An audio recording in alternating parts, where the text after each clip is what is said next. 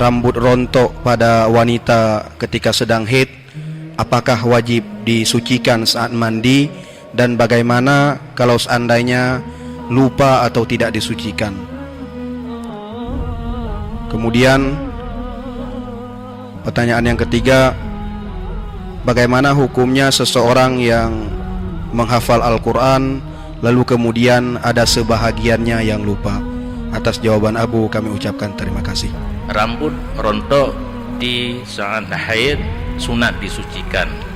Kalau lupa, jangan rambut rontok di saat haid apa saja. Kalau lupa tidak berdosa.